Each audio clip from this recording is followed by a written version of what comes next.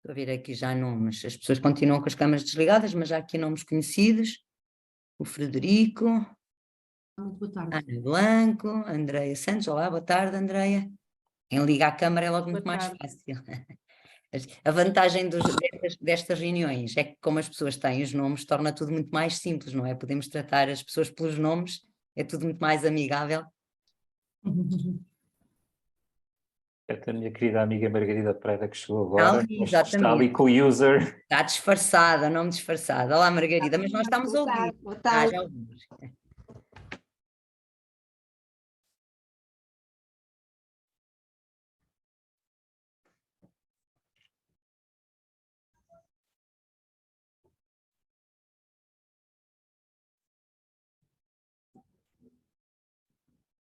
João, quando achares que temos... Não, ainda estão 18 pessoas só, não é? Connosco, portanto vamos aguardando. Não é os 5 académicos, mas é um académico. Certo. Certo, certo, não há problema.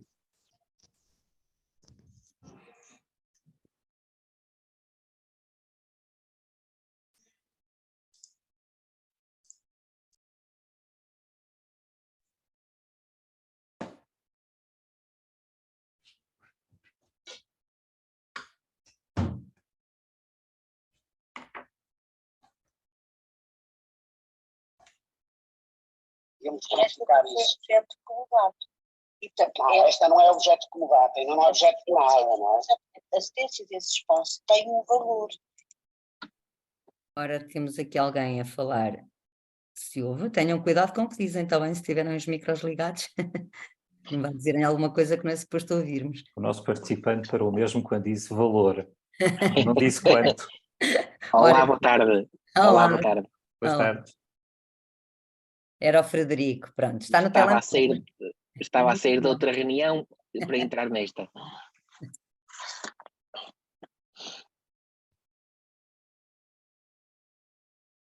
Ora, nós vamos sempre fazer aqui um ponto de espera, porque tínhamos mais pessoas inscritas.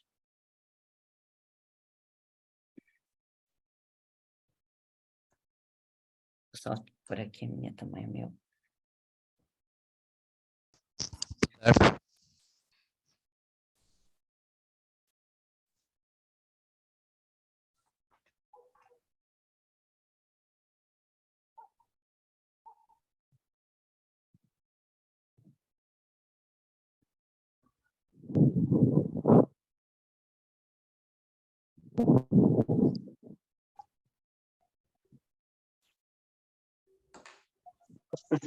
Mas vou espontâneo, à medida que eu vou admitindo, eu vou, sei, recomendaste. Eu estou a ouvir um bocadinho mal, João, mas acho que percebi. Mas Portanto, se quiser, esteja à vontade, depois eu vou admitindo e as pessoas vão apanhando. ok, então podemos começar, não é? Para não atrasarmos muito. Passaram 5 minutos, então se calhar vamos a isto. Pronto, compete-me a mim, em primeiro lugar, agradecer a presença de todos neste nosso horário de fim de tarde, 17h34. Nós vamos iniciar hoje, pensamos entre nós na direção da Adurban, em organizar, já tínhamos pensado isto há bastante tempo, aliás tenho aqui várias pessoas a assistir a este workshop, já estivemos noutras coisas que fomos organizando, fazermos uma espécie de umas conversas de fim de tarde e passaram a chamar-se conversas sobre urbanismo, construção e administração do território. Esta é a primeira, um pontapé de saída, e portanto em termos práticos, a primeira pensamos, porque há sempre alguém que dinamiza um bocadinho isto e que lança a ideia, e neste caso foi o João Morato, que é o nosso colega também da direção, que propôs falar sobre descentralização administrativa, desafios e oportunidades, questões que têm que ver também com a nossa associação, mais numa ótica da administração do território, não é? Das entidades que administram o território e sua repartição de competências. Já agora temos também, vamos dando nota disso, temos já programado também uma para dia 14 de junho, sobre mercados de carbono, uma oportunidade para planear e rentabilizar o solo florestal, está assim mais ou menos pensado, mas falarmos um pouco sobre questões de mercado de carbono. Muitas destas questões nós não temos a capacidade para abranger tudo e ter conhecimento de tudo e, portanto, cada um de nós, e vocês também têm essa possibilidade de proporem algum tema que achem interessante e que queiram dinamizar, e nós vamos organizando em princípio vamos ver se conseguimos fazer isto, se fazermos pelo menos uma de 2 em 2 meses. Como viram, nós vamos ter esta hoje, ainda estamos no mês de abril, e portanto a nossa ideia seria depois fazermos uma em 14 de junho. E portanto também já fica anunciada. Queria avisar-vos que esta sessão está a ser gravada, portanto a nossa ideia é depois disponibilizarmos o link para mais tarde, para quem esteve a assistir e quiser ouvir outra vez, poder fazê-lo, ou então dar nota a outros colegas que eventualmente não tenham estado presentes de que a sessão está gravada. Portanto só queria chamar a atenção para que quem não quiser aparecer na sessão tem que ter a câmara desligada e não fazer perguntas, embora isto são conversas e portanto a ideia é nós dinamizarmos um bocadinho as conversas entre nós. Eu, na verdade, gostava só, se fosse possível, os nossos colegas que estão ali com o PowerPoint, que não sou eu, se passava para um terceiro slide, que aí está, só para eu dar nota também de uma outra atividade que nós temos pensado, é outra a seguir, portanto aqui sou eu que estou a falar. Nós temos já programado, portanto em termos práticos está fixado já o dia, está fixado o horário e está fixado o local, estamos a fechar o programa no dia 30 de maio, da parte da tarde, no Centro de Informação Urbana de Lisboa. Depois é uma questão de procurarem a própria direção. Vamos fazer um seminário dedicado ao tema habitação, da legislação à implementação com conflitos. Portanto, aproveitando também um pouco, no fundo, estas nossas preocupações, eu ia dizer a onda, andamos a surfar a onda, não é bem, mas estas preocupações que vêm da existência de um pacote legislativo na área da habitação, do Governo, e que, entretanto, uma parte substancial que foi para a Assembleia da República, e, portanto, no dia 30 de maio, provavelmente já teremos novidades relativamente a isto, não, logo veremos, mas a ideia de olharmos um bocadinho para a legislação, para as propostas legislativas, para aquilo que serão já soluções legislativas nessa altura, e tentar perceber, de facto, na verdade já percebemos logo um conflito imediato que resulta deste pacote legislativo entre o direito de propriedade e o direito à habitação, mas outros conflitos existirão, e portanto, se não se importarem, colocam já também na vossa agência, este será um evento presencial. A outra conversa, será em 14 de junho, será também neste formato, depois nós daremos conta, e portanto, assim sendo, sem estarmos a perder mais tempo, eu vou passar imediatamente para o João Morato, é o nosso colega que hoje tem por função dinamizar esta conversa, que será para nós falarmos um pouco sobre estas questões precisamente da descentralização, não é? Que tem a ver com as questões da descentralização, tendo em consideração que nós temos um processo de descentralização em curso. Regionalização ou não, atenção, a regionalização pressupõe um referendo, não é? Se o vamos ter ou não vamos ter, mas a descentralização pode passar pela regionalização, pode não passar pela regionalização, e portanto temos aí um processo que está em curso, e eu passo imediatamente a palavra para o João Morato. Agradeço uma vez mais a presença de todos aqui, e só me satisfaz ver aqui caras conhecidas, e portanto perceber que de facto são temas que nos interessam a todos. João, passo-te a palavra. E agora... Obrigado, Fernanda. Olá, boa tarde a todos. Eu vou, para dar enquadramento aqui a esta provocação que vos vou fazer, para já partilhar uma apresentação muito simples. Ora, deixem-me só fazer aqui a higiene do ecrã, para eu vos ter num dos ecrãs e vocês estarem perfeitamente aqui no outro. Alguém com um acenar de cabeça pode confirmar que estão a ver o primeiro slide? Perfeito. Sim, perfeito. Muito obrigado. Então, muito bem. Porquê este tema e qual é o enquadramento aqui no contexto da Adurban? O ponto de partida para esta conversa foi, de facto, a questão do referendo da regionalização, a ideia da promessa política em 2024 de se avançar com esse referendo e talvez uma constatação bastante realista que esse referendo não vai acontecer em 2024. Contudo, é uma discussão que, de uma forma ou outra, nos irá acompanhar nos próximos anos, concluindo-se ou não, isso é algo que ainda hoje poderemos discutir, no dito referendo. E é muito importante poder enquadrar a regionalização num contexto mais alargado de descentralização administrativa que decorre, e como é que nós construímos esta conversa. Esta primeira conversa hoje, acima de tudo, é uma tentativa de sondagem dos vossos interesses. Porquê? Porque a ideia é termos um conjunto de sessões de conversas desta natureza posteriores, muito mais focalizadas em temas muito específicos dentro deste tema geral. Então, hoje, o que tentamos fazer é dar aqui uma espécie de enquadramento geral, depois com algumas, duas perguntas só provocatórias e, no fundo, é ouvirmos muito mais o debate para perceber exatamente quais são os temas mais relevantes aqui desta comunidade associada à Durban, para depois podermos melhor desenhar o que é o elenco das conversas posteriores que iremos ter. Ora, então, dito isto, como começar? Bem, nós temos um ponto de partida excelente. Se nós retirarmos aqui o Covid da equação, nós temos em 2019 o lançamento do grande relatório de acompanhamento da Comissão Independente para a Descentralização. A Comissão Independente para a Descentralização é criada pela Lei 58 de 2018 com uma missão estruturalmente clara, ou seja, a ideia de fazer um estudo aprofundado sobre a organização e funções do Estado ao nível regional, metropolitano e intermunicipal. E aqui começam alguns cuidados a ter quando discutimos o trabalho desta comissão e quando usamos o trabalho desta comissão para enquadrar a nossa conversa. Primeiro, não confundir a descentralização como referido no trabalho desta comissão com a ideia do processo em curso da descentralização para os municípios. São dois processos distintos, obviamente entrusados. Nós dois podemos discutir até exatamente essas fronteiras entre os dois processos, mas são dois processos distintos. E depois, outra grande armadilha que costuma acontecer neste debate, e ouvimos um pouco isto, ou lemos um pouco isto, quando fazemos uma análise a nível da presença mediática deste tema nos últimos anos, nos principais jornais portugueses, esta ideia da relação entre a descentralização e regionalização. A Fernanda referiu, e muito bem, exatamente a articulação dos dois processos. Muitas vezes são vistos como em oposição, muitas vezes são vistos de forma complementar, muitas vezes são vistos quase como que mutuamente exclusivos. A verdade é que a regionalização é uma componente do processo de descentralização que pode, então assim, como está ali resumido, e tudo o que está aqui é uma transferência direta do relatório que a Comissão Independente submeteu à aprovação parlamentar.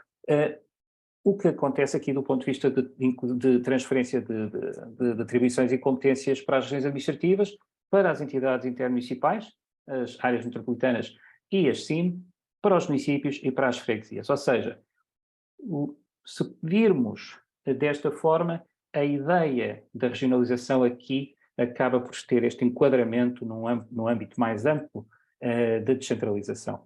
E depois, outro ponto que é importante fazer, eu creio que não será exatamente um problema aqui no nosso contexto, mas é muito esta diferença entre o que são as regiões administrativas e as regiões político-administrativas.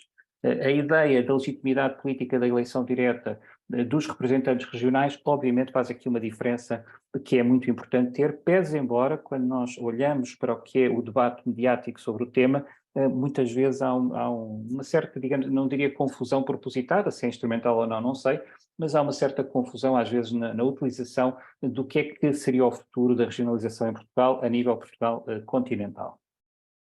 Dito isto, então, como sumariar toda esta questão para nos provocar aqui uma conversa, já que a minha ideia é eu falar o menor tempo possível. Porque este debate? Isto são tudo conclusões, são tudo mensagens-chave que saem do relatório da Comissão, só para nos posicionarmos aqui na nossa conversa. O primeiro ponto é um ponto bastante claro e perentório.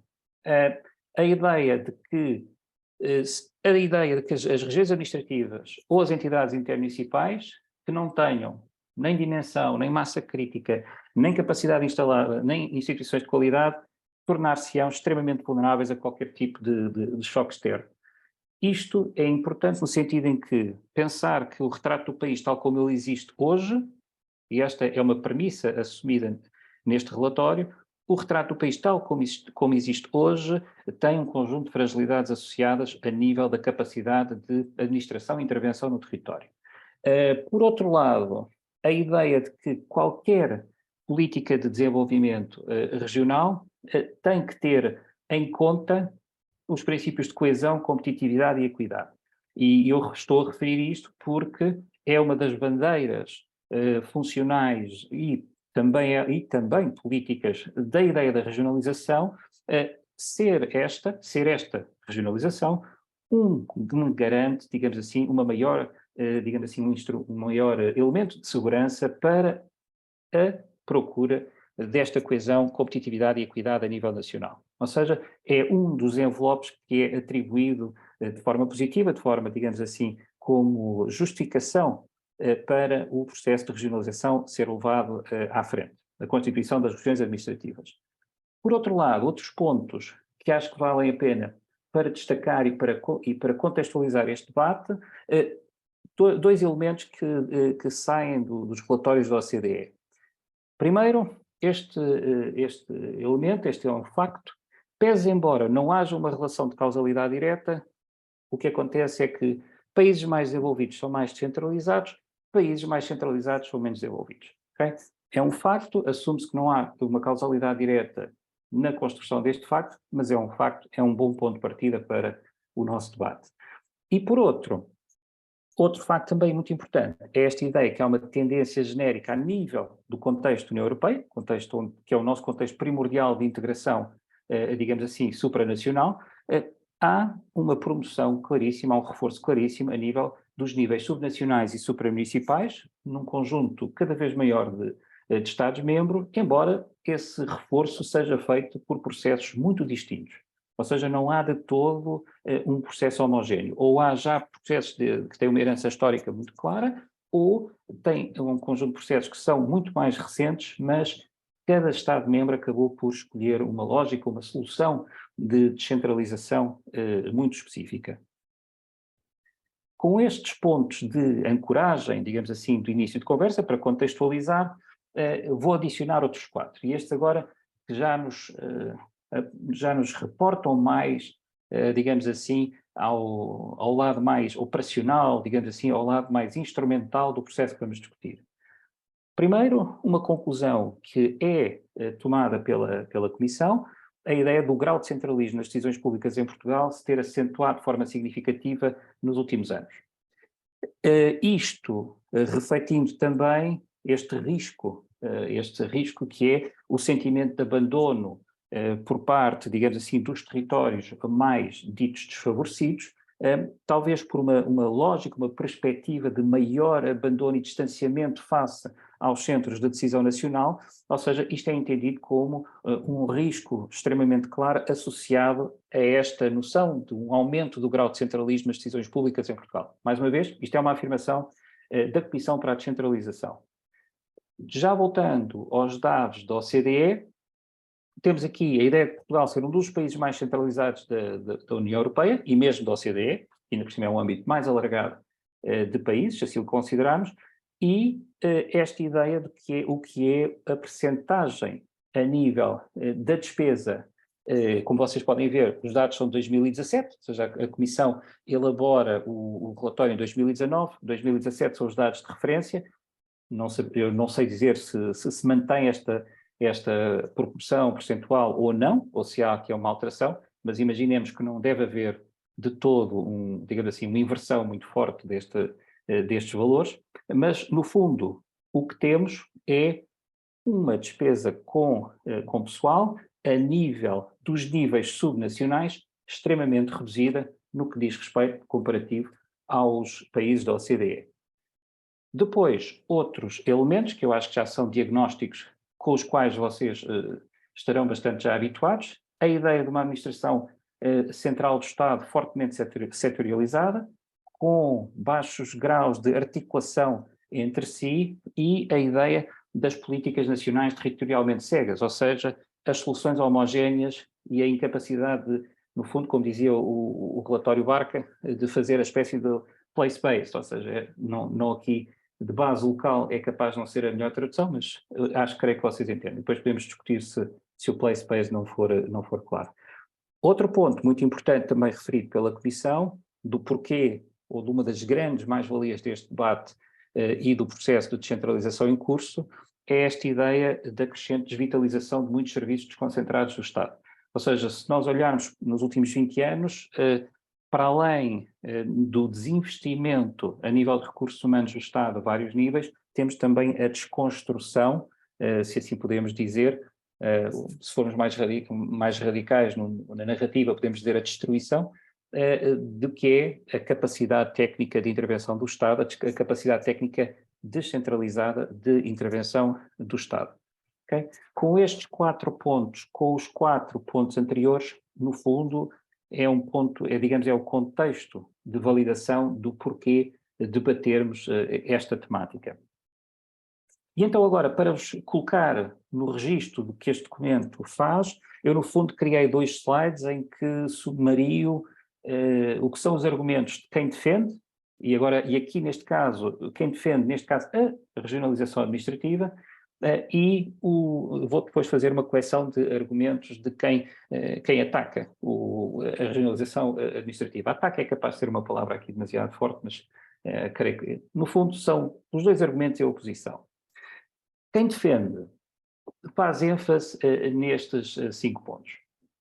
Acima de tudo, é uma oportunidade de aumento da autonomia e legitimação política da decisão, ou seja, há de facto uma muito maior, digamos assim, aproximação entre o decisor e o cidadão sobre o qual incide essa decisão, há uma capacidade muito maior de interação entre o cidadão e o decisor, ou seja, há aqui uma lógica de, digamos assim, de democratização ou de reforço democrático do desenho e da implementação de política pública, há este potencial subjacente ao processo.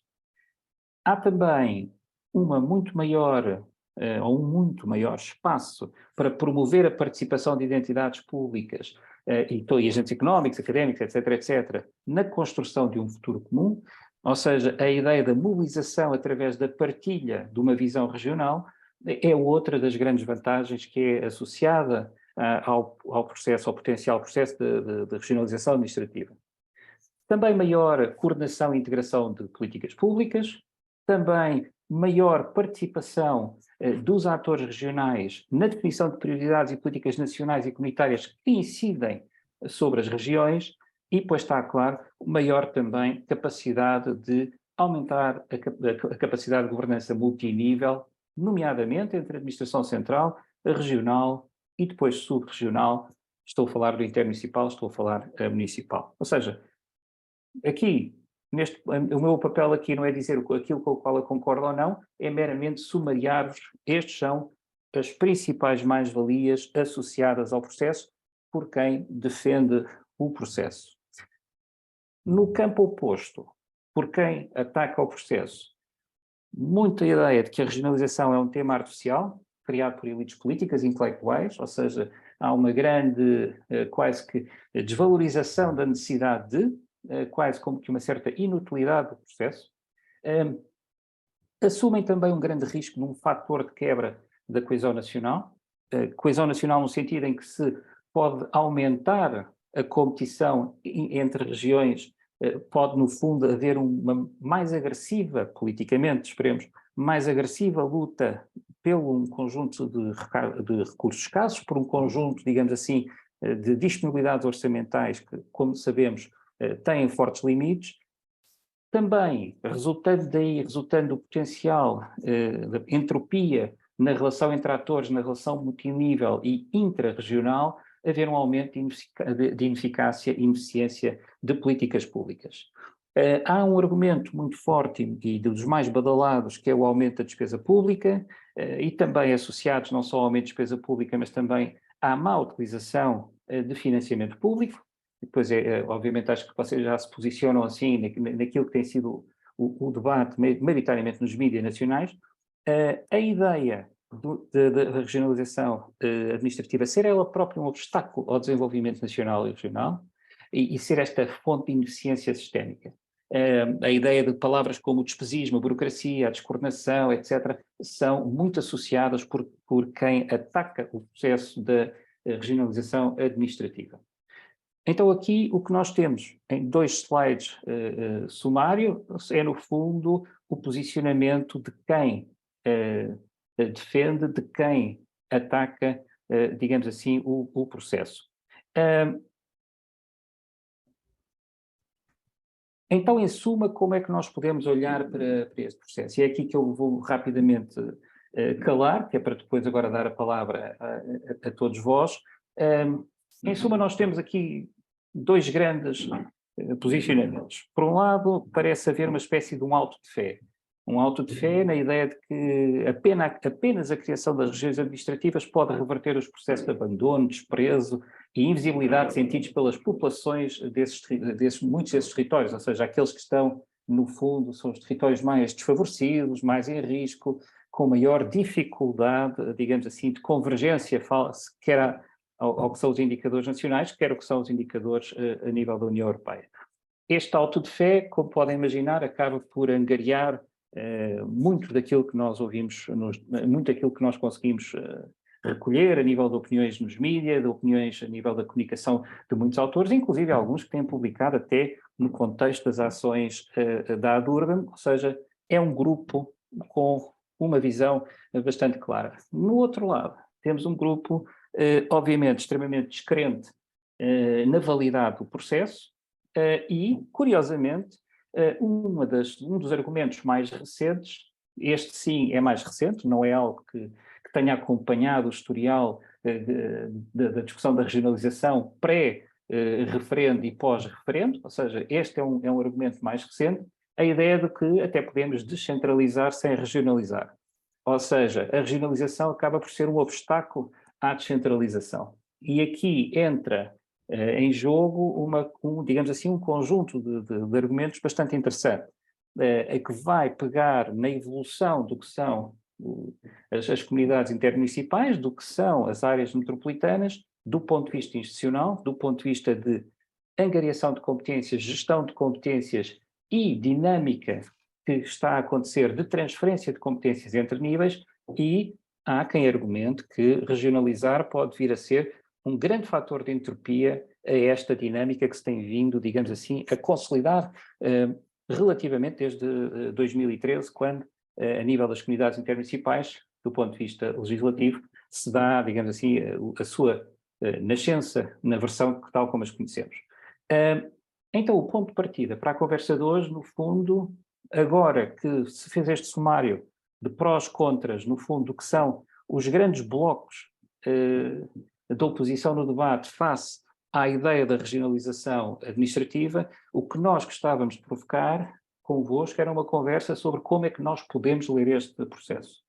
Como é que nós podemos ler este processo na perspectiva das comunidades intermunicipais, como é que nós podemos ler este processo na perspectiva dos municípios, pese embora, no caso dos municípios, com o tal fator adicional, em que também há um processo de descentralização de competências para os municípios, que depois, no contexto de uma CIM, os municípios podem desejar ou não, no fundo, digamos, fazer convergir numa nova competência da CIM, etc, etc. Ou seja, olhar para a regionalização, a proposta de hoje é olhar para a regionalização na perspectiva dos outros dois grandes atores, e aqui sim, eu devia ter posto também áreas metropolitanas, não as quero excluir por qualquer, não as quero excluir de todo, mas como olhar para o processo de regionalização administrativa na perspectiva dos outros atores fundamentais que iriam fazer, digamos assim, a peça de governança multinível funcionar caso tal se propusesse. Dito isto, não quero dar muito mais pistas para não estar a condicionar. O que eu gostaria agora era de ouvir as vossas intervenções e, ao fazerem as vossas intervenções, a exporem as vossas opiniões, gostaria também que nos fossem indicando que temas específicos gostariam de ver discutidos no contexto deste processo de descentralização administrativa. Quais seriam do vosso interesse para conseguirmos entender como melhor desenhar a série de debates que iremos organizar sobre este tema? E penso que já falei demais, tentei ser o mais curto possível e agora gostava de ver quem é o primeiro voluntário. Eu estou aqui em busca... Eu queria falar. Pronto, então já está. João, se calhar deixavas de partilhar o ecrã, porque assim permite... Claro que deixo. Pronto, na verdade, é só para dinamizar, está bem? Claro, vamos a isso. Porque, na verdade, eu acho que era muito importante o que falaste aqui, e eu agora de uma perspectiva jurídica, está bem? Pronto, sou jurista, a perspectiva jurídica de enquadramento destas questões. Porque, na verdade, tu agora puseste aqui um confronto entre Regionalização, regiões administrativas, versus comunidades intermunicipais / áreas metropolitanas, que estão na mesma ótica das comunidades intermunicipais, versus municípios, não é? E eu gostava só, fazendo o enquadramento jurídico, chamar a atenção para alguns aspectos que estão na nossa Constituição. A nossa Constituição tem um artigo sobre organização administrativa, a estrutura da administração pública em Portugal, e começa por dizer, no número 1, que a administração pública será estruturada de modo a evitar a burocratização, aproximar os serviços das populações, assegurar a participação dos interessados na sua gestão efetiva, este primeiro número assim mais genérico, e depois o número 2 diz: para efeitos do disposto no número anterior, a lei estabelecerá adequadas formas de descentralização e desconcentração administrativa, sem prejuízo da necessária eficácia e unidade da ação da administração, dos poderes de direção, superintendência e tutela. Portanto, temos aqui, para já, 2 princípios. Eu só estou a chamar a atenção para os princípios: descentralização e desconcentração. E já vamos ver onde é que eles cabem. Depois, só outra questão interessante, o nosso artigo 6º, também muito importante, nós somos um Estado unitário, todos nós sabemos, mas o artigo 6º diz: o Estado é unitário e respeita na sua organização e funcionamento o regime autonómico insular e os princípios da subsidiariedade, autonomia de autarquias locais e descentralização democrática da administração pública. E é curioso porque aqui não se fala em desconcentração, mas fala-se em subsidiariedade, autonomia das autarquias locais e o princípio da descentralização. E, portanto, também queria chamar aqui a ideia de autarquias locais, porque há bocadinho falámos ali em entidades. Depois também temos uma parte da Constituição sobre o poder local e sobre autarquias locais. Portanto, na verdade, quando nós falamos em descentralizar, e deixem-me só focar aqui os conceitos como eu os ensino aos meus alunos, uma coisa é o princípio da subsidiariedade. Nós temos uma administração pública em Portugal que é constituída por muitas entidades. E essas entidades, umas são da administração do Estado, outras são da administração local, na verdade outras são administração independente, mas a ideia da descentralização, verdadeira descentralização, é quando pressupõe que existem competências ou atribuições que estão a ser levadas pelo Estado e que devem prioritariamente ser levadas a cabo por autarquias locais. A ideia da descentralização está muito associada ao princípio da autonomia das autarquias locais. E isto vinha a propósito do que o João ali colocou, porque quando nós olhamos para a nossa Constituição, ela diz que temos 3 tipos de autarquias locais, começando de baixo para cima. As freguesias também são autarquias locais, descentralizar também é passar competências para as freguesias, os municípios e as regiões administrativas. As regiões administrativas são autarquias locais. E diz a nossa Constituição, estes são os tipos de autarquias locais que existem no nosso ordenamento jurídico e não podem existir outras. Na verdade, admite que as grandes áreas urbanas podem ser constituídas como autarquias locais. Isto vinha a propósito de saber, eventualmente, se áreas metropolitanas podiam ter o estatuto de autarquias locais. Mas, por exemplo, uma comunidade intermunicipal nunca poderia ser uma autarquia local. Eu só estou a chamar a atenção para as autarquias locais, porque verdadeiramente, quando estamos a falar de descentralização, a ideia é, do ponto de vista da administração do território, saber se devemos ter Estado. E atenção, quando eu falo em Estado, eu não estou só a falar, vou só tirar aqui, João, tirar a palavra à Marta, que a Marta está a falar. Eu quando estou a falar de descentralização, atenção, porque, por exemplo, só chamando aqui a atenção para um outro nível. Nós, na verdade, porque não temos regiões administrativas, porque não temos um nível de administração autárquico intermédio entre o município e o Estado, este nível intermédio tem sido preenchido grandemente pela administração local do Estado. Tu também falaste aqui na tua intervenção, certo? A administração local do Estado, órgãos que pertencem ao Estado e que são administração local, significa o quê? Órgãos do Estado que estão localizados territorialmente numa determinada circunscrição e que visam perseguir os interesses intermédios entre o municipal e o estadual, porque não temos regiões administrativas. Isto vinha a propósito de um dos temas que tu lançaste, a questão de que se não vamos com a regionalização e com a descentralização criar mais entidades, mais despesa. Verdadeiramente, a descentralização que passasse pela regionalização, eu não estou a dizer se sou a favor da regionalização ou não, mas estou a dizer é que o argumento que íamos criar mais entidades falha, porque supostamente nós só temos administração local do Estado porque não temos regiões administrativas. Portanto, se passássemos a ter regiões administrativas, deixava de fazer sentido a administração local do Estado. Notem que também não é isso que está a acontecer, certo? Nós temos na administração local do Estado, continuamos a ter as entidades que tivemos, estou agora a lembrar-me da CCDR, há uma preocupação que o João chamou a atenção há bocadinho, de tentar fazer com que haja maior articulação e se calhar de nós concentrarmos a administração local do Estado. Isso está acontecendo nas CCDRs, certo? Já viram? As CCDRs também têm estado a evoluir chamamos muitas vezes às CCDRs a administração regional, ela não é administração regional, as CCDRs sempre foram administração do Estado, administração local do Estado, depois começámos a mudar um bocadinho o seu estatuto, elas neste momento, já nem sei se a legislação já saiu ou não, eu por acaso andei à procura, elas agora estão a ser transformadas em institutos públicos especiais, que não deixam de ser uma administração indireta do Estado. Isto é só para chamarmos a atenção, para mim, quando se fala, e o processo de descentralização que está em curso, que não estamos a falar de regiões, por isso é que dizias e bem, eu diria assim, a regionalização tem a ver com descentralização. A descentralização não passa só pela regionalização, também passa por outras vertentes. Esta vertente de transferir para os municípios um conjunto de competências ou atribuições que têm sido levadas a cabo pelo Estado, teria que ver com descentralização, na minha ótica, se nós estivéssemos a assumir que estavam a ser geridas por entidades, o Estado, porque a ideia das autarquias locais, é isso que caracteriza uma autarquia local, é ter órgãos representativos das respectivas populações e gerir com autonomia em face do Estado esses mesmos interesses. E eu vou só perguntar, vou lançar também um repto, quer dizer assim, o que nós estamos a fazer é verdadeiramente descentralização, tarefas que estavam a ser levadas a cabo pelo Estado, mas que dizem respeito aos interesses específicos da população e, portanto, devem passar para os órgãos eleitos pela população, ou nós estamos a dar cumprimento a um outro princípio, que não é necessariamente a descentralização, que é o princípio da subsidiariedade, que não é necessariamente descentralização. Sim. O princípio da subsidiariedade quer dizer, porque eu tenho a impressão que muitas destas competências que estão a ser transferidas para os municípios, verdadeiramente não é porque estão em causa interesses locais, é porque se chegou se calhar à conclusão que eles são mais eficazmente perseguidos pelo nível que está mais próximo das populações.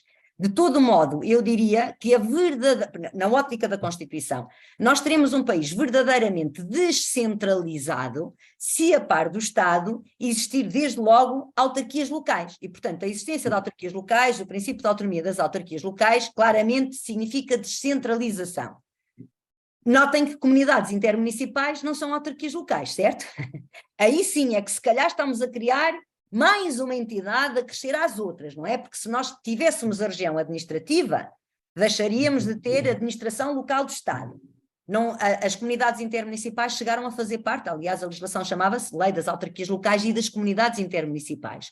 Houve uma fiscalização preventiva da constitucionalidade dessa norma, lembro-me que na altura o Dr. Gomes Cantilho até deu um parecer, que se vai dizer, atenção, esta lei parece que está a transformar as comunidades intermunicipais em autarquias locais, mas não é possível criar outras autarquias locais que não sejam as regiões administrativas, os municípios e as freguesias, e eu só estou aqui a chamar a atenção que nós, se calhar, em Portugal temos andado a tentar fazer a regionalização por outras vias, não temos ido para a criação de regiões administrativas, e eu acho que essas outras vias, se calhar, se formos pensar na ideia do despesismo, de criarmos mais entidades, efetivamente criamos muito mais entidades, não é? Passámos a ter, no tal nível, temos o nível regional, o nível intermunicipal, que percebemos que é um nível inferior, mas começámos a ter demasiadas entidades e eu só queria lançar aqui o repto, chamando a atenção para os princípios jurídicos. Uma coisa é o princípio da descentralização, outra coisa é o princípio da desconcentração. Há desconcentração quando, a nível do Estado, as competências não estão todas na administração central, portanto localizadas em Lisboa,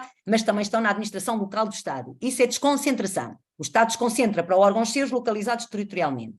Não é disso que estamos a falar quando falamos de descentralização. Portanto, na verdade, só estou a dizer, este processo com as CCDRs e transformar as CCDRs e das CCDRs fazerem, tem a ver com um dos temas que o João falou ali, da maior coordenação entre setores e se calhar cada setor atua de forma separada e se calhar, nem sequer sei como é que vai funcionar, se todos estiverem na CCDR, se aquilo vai funcionar bem ou não vai funcionar bem, mas isso não tem nada a ver com descentralização. Isso é para nós estarmos, falar em CCDRs, as CCDRs não são autarquias locais, não é? São administração, até aqui, administração local do Estado, aparentemente sendo um instituto público, administração indireta do Estado. E como administração indireta do Estado, naturalmente, obedecem às orientações que são dadas pelo Estado, não é? São administração do Estado. Não confundir, né? Chamamos-lhe CCDRs, são regionais, gerem, mas na verdade... E, portanto, nós aqui estamos a falar de uma coisa diferente. Descentralização é uma coisa diferente, é reconhecermos a existência de autarquias locais, há um nível que tem falhado, que é a região administrativa, há um nível que nós temos tentado substituir através de outras entidades, não sei, eu só estou a dizer, a Constituição parte do princípio que as regiões administrativas são uma autarquia local, que devia existir, vale a depender de um referendo e temos andado a empurrar o referendo para a frente, não é? Também o referendo só é vinculativo em determinadas circunstâncias.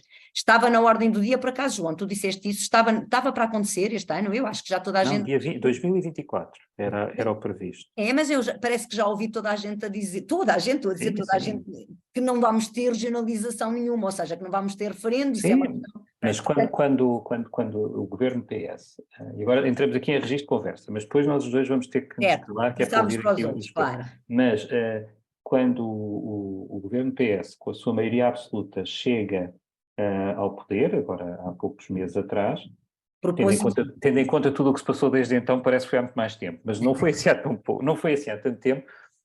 Uma das bandeiras que, não sei se recordam, uma das bandeiras que tinha Era o referendo. era o referendo em 2024.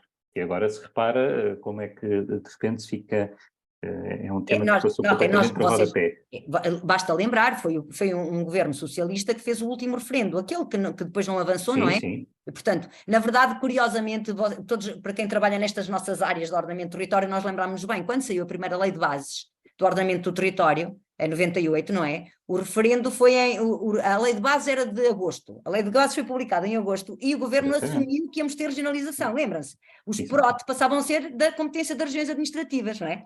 Depois tivemos o referendo, acho que ali por outubro, e como ele não foi vinculativo, o registro que veio a seguir passou a dizer, bom, até termos regiões administrativas, os PROT continuam a ser elaborados por CCDRs. Mas também é curioso, já se estava a pressupor que uma região administrativa eliminaria este nível intermédio da administração local do Estado, que seriam as CCDRs, não é? As CCDRs têm razão, portanto, a verdade, faz algum sentido que tenha sido novamente um governo socialista que tinha posto na ordem do dia, eu não estou aqui, eu verdadeiramente, eu diria que eu acho, a minha perspectiva, não sou a fervorosa defensora da regionalização, porque há aqui de facto um conjunto de competências importantes, mas eu acho que a regionalização teria essa vantagem, ao contrário do que muita gente pensa, que é eliminar um conjunto de entidades que só existem precisamente porque não existem regiões administrativas, certo?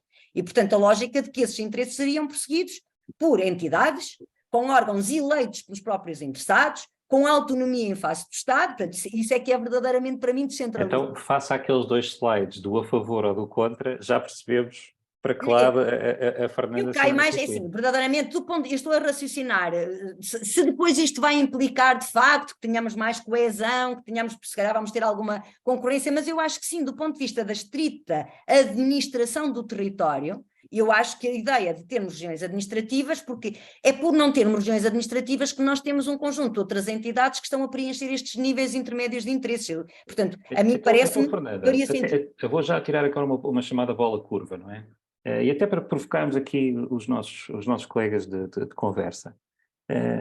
Eu vou dizer um ninho e vou explicar porquê. Por exemplo, a nível do ordenamento do território, explicitamente, ok?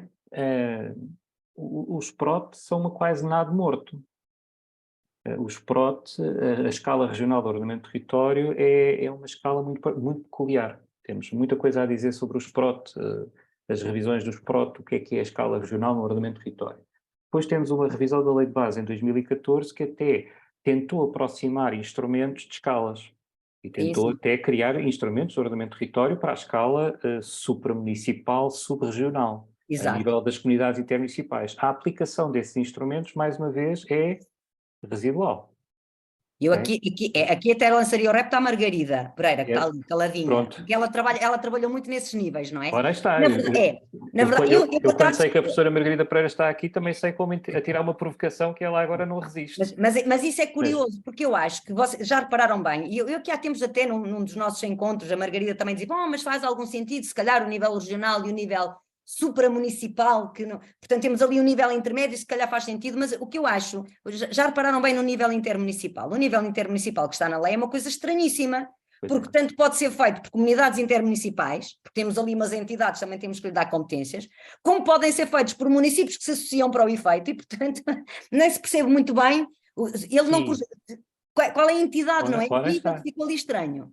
E por detrás disso tudo, Fernando, ainda temos uma coisa, é que nós temos CIMs de dimensões distintas, com dinâmicas distintas, com a criação de capacidade técnica distinta, com a capacidade, como é tudo à base de um voluntariado institucional, são associações voluntárias de municípios, como as transferências de competências podem elas mesmas ser distintas de cima para cima, em caso extremo, nós temos uma espécie de território nacional cada vez mais interessante, agora do ponto de vista da conversa, mais heterogéneo. Temos CIMs muito diferentes umas das outras, e temos mesmo relações de municípios com a sua CIM, também elas muito diferentes. Certo. Logo, isto nós parecendo que não, aqui alguma indefinição no modelo de administração territorial criou aqui uma espécie de, não sei explicar, mas o país nunca foi, a meu ver, tão distinto ou tão heterogéneo a nível de diferentes relações multinível, se é que assim podemos dizer, ao longo do território continental. Nas ilhas é de facto uma realidade diferente. E com esta provocação, acho que agora a Margarida Pereira não se vai inibir. Vai ter que ser obrigada a falar. É agora. Principalmente porque isso nota-se a nível do planeamento, não é? Eu, por acaso, na minha cabeça, Portugal é um país pequenino, temos os interesses nacionais, que são de Estado, os interesses locais, municípios, não é? Estamos a falar em termos de ordenamento território. E um interesse intermédio, pronto, na minha cabeça, porque me habituei a pensar assim, o interesse intermédio seria preenchido pela região administrativa. Mas, de facto, lembro-me que aqui há tempos estamos a dizer, mas agora temos aqui um nível que é infrarregional e supramunicipal. Faz sentido, faz mesmo sentido, são mesmo níveis de interesses diferentes e, no fundo, porque eu sei que a Margarida trabalhou muito neste nível regional, não é? Os nossos PROT visam dar resposta a que tipo de interesses e os programas, é que nós a certa altura temos esta multiplicidade, mas um programa intermunicipal, vou pensar no programa, visa dar resposta a que tipo de interesses são assim diferenciados. Não estava aqui a tentar dinamizar. Margarida, está ali disfarçada com user, mas a gente reconhece-a. Bom, boa tarde, eu confesso que não, a minha expectativa não era pelo menos ser a primeira a intervir, mas enfim, não fujo ao repto naturalmente, até porque é uma área que me interessa particularmente. Bom, para não querer monopolizar a conversa, há alguns tópicos que eu acho que são fundamentais e que enfim, o João já colocou a tónica em alguns deles, mas eu gostaria de sublinhar. Quando estamos a falar de organização administrativa e dos problemas que atualmente temos, enfim, a nível nacional, eu queria sublinhar aquilo que me parece de facto mais importante e que ao longo das décadas não temos conseguido resolver, pelo contrário, as situações têm-se agravado no meu ponto de vista, é a dificuldade de articulação e de coordenação entre políticas. E a situação chegou a um nível insustentável. Depois, enfim, se houver tempo para a conversa, podemos dar alguns exemplos gritantes e relativamente aos quais eu não vejo as autoridades a nível nacional ficarem preocupadas com isso. A tendência é que cada ministério trabalha em barreiras, enfim, rígidas e mostra, enfim, por vezes na retórica alguma, às vezes nem na retórica, alguma vontade de coordenação, mas na prática, na operacionalização, ostensivamente ignora essa componente. Claro que isto é um mau exemplo que depois se vai repercutir a outros níveis e já vou referir isso, porque o problema da falta de coordenação também não se verifica só a nível central, nós podemos chegar a nível municipal, só para dar um exemplo, aí temos a articulação horizontal e temos várias situações onde a dificuldade de articulação entre municípios para ações que têm fortes ligações entre os territórios, onde também temos excelentes maus exemplos, infelizmente, de longa data. Portanto, há muito tempo, não é? Antes argumentava-se que havia falta de experiência, que havia pouco conhecimento, mas agora já não podemos argumentar isso e, portanto, as críticas que muitas vezes os municípios fazem com muita razão à administração central, de uma outra forma, também é aqui praticado. Bom, no que diz respeito àquilo que estamos aqui a falar, sobretudo da questão da descentralização e deste vazio regional, subregional, intermunicipal, como se queira chamar, três pontos. Primeiro, a questão da regionalização e do referendo. Eu costumo dizer, na altura, quando o referendo foi lançado, eu estava a coordenar um projeto de investigação que tinha a ver com o funcionamento das áreas metropolitanas e, portanto, acompanhei muito de perto todo esse processo, com muitas entrevistas, vários atores políticos, etc. A questão do sabia-se antes do referendo que o resultado ia ser aquele. E sabia-se porque, de facto, todo o processo foi mal conduzido, houve guerra entre os dois principais partidos relativamente ao processo, portanto isso é preciso dizer com clareza para não estarmos aqui com tibiezas, e, portanto, o mapa que foi colocado a referendo era para abater, ponto final, parágrafo. E, portanto, já se sabia, portanto, tudo aquilo foi uma encenação para dizer que se ia fazer um referendo. Mas os resultados eram expectáveis, porque as pessoas não podiam ser a favor da regionalização, mas aquele mapa era, obviamente, a ser rejeitado e, portanto, o resultado era expectável. Tudo o resto, enfim, todos os outros calços que se vieram a criar, nomeadamente, enfim, as condições para um novo referendo e os requisitos associados, são apenas mais dificuldades acrescidas ao processo que nós sabemos quais são, portanto não vou desenvolver.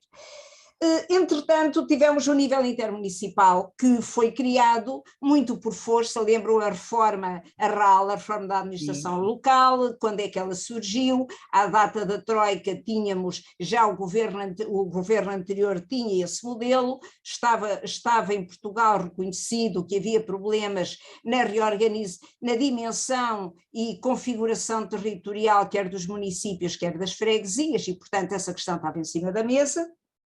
E depois com o aparecimento da Troika sabemos o que é que foi estabelecido, não é? Não aplicou apenas a Portugal um modelo que tinha aplicado não só nos países também intervencionados, mas era no fundo aquilo que estava a acontecer em vários países europeus, sobretudo a nível municipal, dado que o nível freguesia praticamente não existe, e que era sempre no sentido da eficácia para criar mais unidades de maior dimensão, com a preocupação da otimização e da maior eficácia.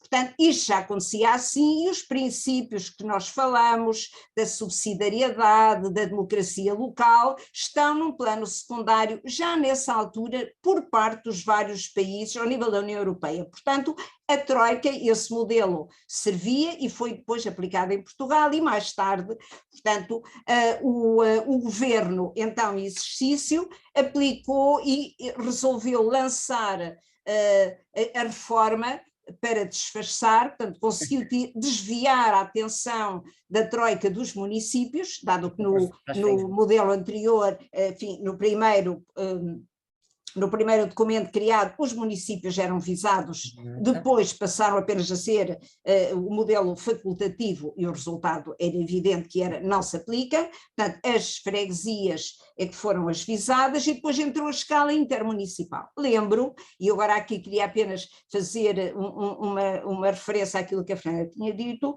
lembro que na altura, quando foi criado o nível intermunicipal, num modelo absolutamente, eu vou dizer um termo provocatório, disparatado, que era um modelo flexível, entra quem quer, organiza-se quem quer, e houve situações onde um conjunto de municípios deixaram no meio um buraco onde municípios não eram rejeitados porque eram de outra cor política, como nós sabemos, e mais tarde, isto já passado uns anos, chegou-se no essencial ao modelo atual, pelo menos que tem um mérito, é um mapa fixo, depois teve primeiro fez-se um mapa, depois teve pequenos acertos, como nós sabemos, mas pelo menos temos um mapa que tem alguma coerência no essencial.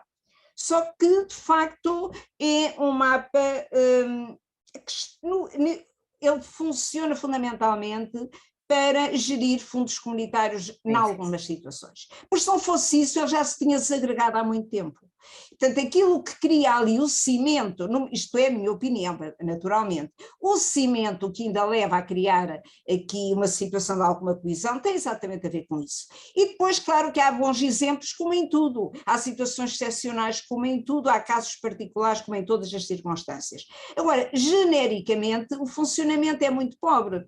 Claro. Aqui enfim, mais ou menos com o início da pandemia, estava a participar num pequeno projeto numa comunidade onde conseguimos reunir os vários municípios para discutir uma série de ideias.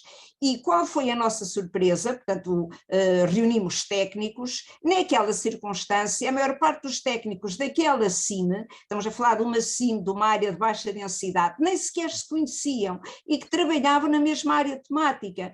Curiosamente, no final do projeto, vieram-nos agradecer porque finalmente tinham-se conseguido conhecer. Isto é surrealista. Porquê? Porque a lógica de funcionamento é sempre uma lógica municipal, uma lógica virada para o interior. Tudo o que seja ligações, abertura, coloca sempre receios. E em que sentido? Porque aquilo que pode ser bom, eu quero conquistar para mim, não quero dar ao vizinho. Portanto, a lógica é essa sempre. Portanto, e a falta de articulação permanece também aí. Portanto,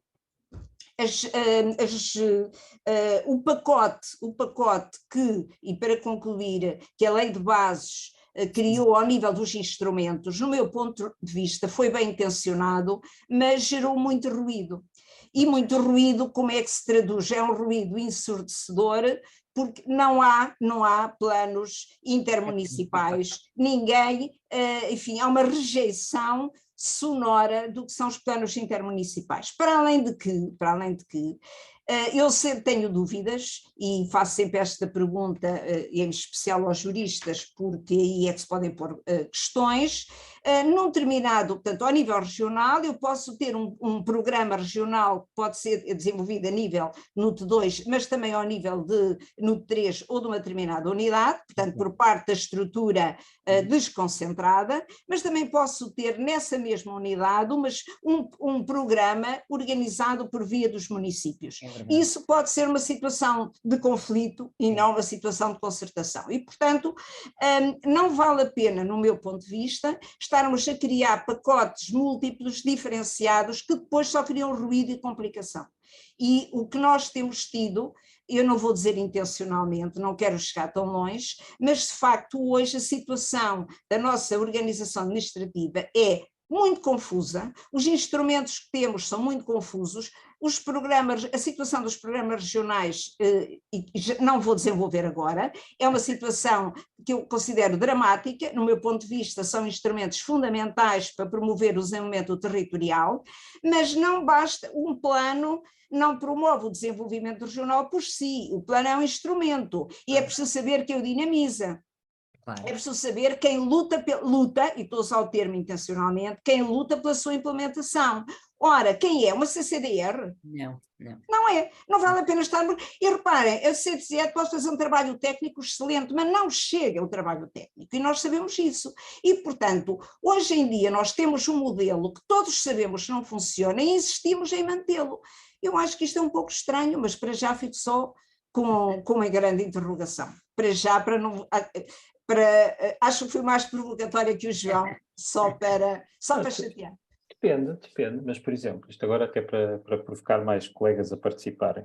Por exemplo, em relação, isto não tem nada a ver, eu gosto muito da professora Margarida Pereira, fico toda a gente a saber isto, mas não temos que concordar em tudo e, por exemplo, no que diz respeito às CIM, eu acho que há um tremendo desconhecimento sobre o que são as CIM em Portugal ainda. Não é um objeto assim tão conhecido. Temos práticas muito distintas. Temos, de facto, situações tal e qual como descreveu, e confirmo, são até se nota, a própria ideia de corpo técnico da CIM, de apoio à CIM, só olhar para o que são os recursos humanos de diferentes CIM, logo aí há uma pista claríssima, de que há quem está numa primeira velocidade, segunda velocidade, terceira velocidade. Claríssimo. Isto não é justo de todo, mas também é importante entender o que é que tal acontece. E temos destes CIMs que funcionam com base digamos, na partilha de serviços mais básica possível, transporte escolar, a questão do saneamento é o grande denominador comum, mas depois tem outras CIM que já elevaram o jogo a um grau completamente diferente.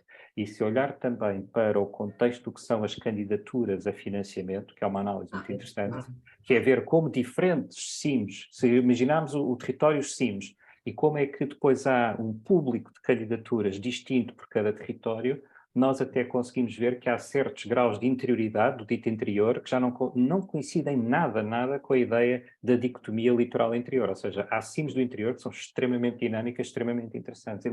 E isso, por exemplo, a mim, concordando em pleno com o que estava a dizer, o tom que eu dou é outro, que é, eu às vezes olho para cima e vejo na cima às vezes uma plataforma de diferenciação territorial que se calhar, quando olhamos para a região, não vemos. Mas isto agora também, eu queria dizer isto, sendo menos provocatório, para ver se alguns dos nossos colegas de painel aqui, que está aqui, também têm uma opinião, especialmente quem vier do município que não está aqui na área metropolitana de Lisboa e que possa, obviamente, dar aqui uma perspectiva, já que, apesar da professora Margarida Pereira ser de Bragança, mas reside em Mafra, mas trabalha em Lisboa, eu sou neto de alentejanos, mas cresci em Lisboa, se houver alguém de fora, verdadeiramente, que nos diga, vocês estão a dizer só disparados, a nossa realidade é outra. Mas era importante. Por acaso está aqui alguém presente na conversa hoje que venha? Vou tentar identificar, ninguém está com muita vontade de falar, parece que isto é um tema que interessa. João Gonçalves, que é Tano, levantou a mão. João. Bom, antes de mais, boa tarde a todos e a todas. Cumprimento na pessoa da senhora professora Fernanda Paula Oliveira, a direção da ADURBA, e dou os parabéns pela iniciativa, que é muito interessante. E começo por fazer uma declaração de interesses. Eu sou algarvio e estou a falar-vos do Algarve. O que nesta matéria não é indiferente, como saberão tão bem ou melhor do que eu. E, portanto, a perspectiva de quem é do Algarve, ou de quem está no Algarve, ou quem trabalha nestas matérias e noutras no Algarve, eu diria que é ligeiramente diferente de quem está noutras regiões do país. Por razões várias, não é? Algumas são mais evidentes que outras, nomeadamente aquelas razões históricas e até, de alguma forma, culturais também. E o assunto é um assunto que recorrentemente é debatido aqui na região, mais a nível político, mas também a nível das organizações, nomeadamente das autarquias locais, e há, digamos assim, há um consenso, eu diria mais ou menos meridiano, em relação à necessidade de avançar com a regionalização. Aliás, há quem se atreva até a sugerir que o Algarve poderia ser um exemplo, por razões que são também óbvias, nomeadamente facilidade em termos de mapa, não é? Porque ninguém contesta qual seria, onde é que começaria e acabaria a região do Algarve, por razões também que são consabidas de todos. O Algarve poderia ser um ótimo exemplo e uma região piloto, é a designação que muitas vezes é utilizada, para se mostrar ao país que a regionalização é uma necessidade, além de ser um desígnio constitucional que sabe cumprir, é uma necessidade, e é uma necessidade, de acordo com aquilo que foi dito pelo Dr. João Morato, é uma necessidade para desenvolver o país de uma forma mais harmoniosa e equilibrada, que é aquilo que, se calhar, que eu, enquanto defensor da regionalização, diria que é o principal argumento a favor da regionalização. Depois há aqui questões, também numa ótica de quem está cá no Sul, que são muito importantes também, que são as questões da racionalização, quer do ponto de vista económico, quer do ponto de vista da despesa pública e da própria racionalização administrativa. Nós, quer dizer, para perceberem, temos aqui várias entidades em várias áreas de atuação do Estado, a nível regional, que estão completamente separadas, estão, não diria de costas voltadas umas para as outras, mas estão pelo menos separadas do ponto de vista organizacional. Vou dar, no caso da saúde, das ARS, no caso das entidades concentradas nos Estados, as direções regionais, que ainda existem algumas, e depois temos a CCDE, que já foi aqui falada, com uma série de competências também. Temos a APA, ou tínhamos a APA, parece que ainda existe, mas, enfim, com algumas competências e alguns meios a passarem para a CCDR, pelo menos essa parece que é a intenção. E, portanto, temos aqui uma multiplicidade de atores, numa região só, numa série de áreas, que, pelo menos do meu ponto de vista, e aqui estou a falar, embora represente o município da região, estou a falar a título pessoal, é uma opinião pessoal, eu acho que ganharíamos, a vários níveis, em ter estas competências e estes meios humanos concentrados numa única entidade, que à partida, enfim, enquanto não houvesse aqui um modelo mais feliz, poderia ser a CCDR eleita diretamente pelos eleitores da região, que absorveria estas competências em meios humanos e financiamento também, do ponto de vista do Orçamento de Estado, para prosseguir essas competências na região. Depois falou-se aqui de questões, e foi aqui naquele slide dos prós e dos contras, argumentos a favor e contra, a questão do despesismo. Ora, uma solução deste tipo iria permitir, pelo menos na minha perspectiva, iria permitir exatamente o contrário. Iria permitir reduzir a despesa e aliviar, se calhar, muito da despesa que está neste momento dispersa por várias entidades e organismos. A questão da concorrência entre regiões. A concorrência já existe, nomeadamente entre litoral e interior. E está à vista, mais ou menos, do país todo, qual é o resultado dessa concorrência que eu, à minha responsabilidade, diria que tem sido desleal para o interior. E para as regiões que estão fora dos grandes centros urbanos, nomeadamente Lisboa e do Porto. E, portanto, a concorrência já existe.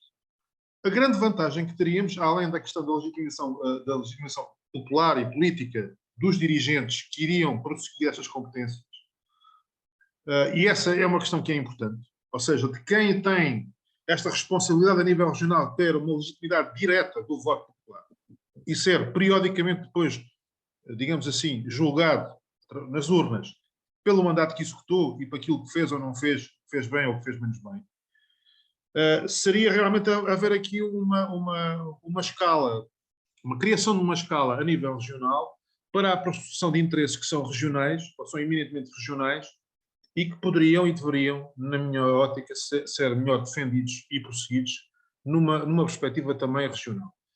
Portanto, eu aqui, enfim, correndo o risco de ser um bocadinho previsível, porque, como vos disse inicialmente, falo onde falo e com a experiência e com a visão que nós temos aqui em baixo, mas diria que, enfim, é um desígnio constitucional que está por cumprir, que urge realmente, se calhar, enfim, pôr em marcha.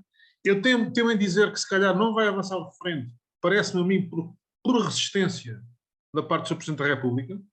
Como sabemos, é um claro adversário da regionalização. Aliás, era o líder do partido da oposição quando foi o referendo em 98. Foi ele que, no fundo, conseguiu que o referendo fosse feito, enquanto líder da oposição, na altura. E ele hoje não simpatiza manifestamente com a ideia, e já manifestou isso publicamente. Mas, enfim, embora me pareça também, e com isto vou terminar, que a transferência de competências que está em curso para os municípios, a própria desconcentração de competências, não é incompatível de todo em todo com a regionalização. Uma realidade poderia e deveria complementar a outra. Eu temo que ainda não seja desta, nem no Algarve, nem no resto do país, que avancemos com a regionalização. Muito obrigado. Só uma nota, um comentário só para o ponto de vista jurídico. É só porque a solução que o João Gonçalves avançou de termos uma CCDR eleita diretamente para a população, a nossa Constituição não permite, está bem? Porque a existência de perspectivas territoriais eleitas diretamente pela população são autarquias locais. E nós temos um princípio da tipicidade das autarquias locais, não é? Portanto, a alternativa, João, seríamos para a região. Ponderar eventualmente, na altura também se chegou a pensar isso, fazermos uma experiência com uma região piloto, não é? Avançar só, e aliás, de facto, o Algarve era uma das regiões apontadas, aliás, até mesmo do ponto de vista do planeamento, nós sabemos, o Algarve foi a primeira região, vou-lhe chamar entre aspas, região a ter um PROT, não é? Um PROT antes de haver PDMs, não é? Que é uma coisa que não aconteceu nunca, não é? Os municípios foram fazendo os PDMs, mas a solução passaria, diria eu, naquela solução que estava a propor, era, quer dizer, era substituir a CCDR por uma região, para órgãos eleitos diretamente pela população, que são eleitos em eleições periódicas, etc. Isso seria uma autarquia local e teria que ser por essa via. O João Cabral também pôs aqui um comentário qualquer, mas João Morato, agora tanto João... É que isto de Joões para Joões a gente entende todos.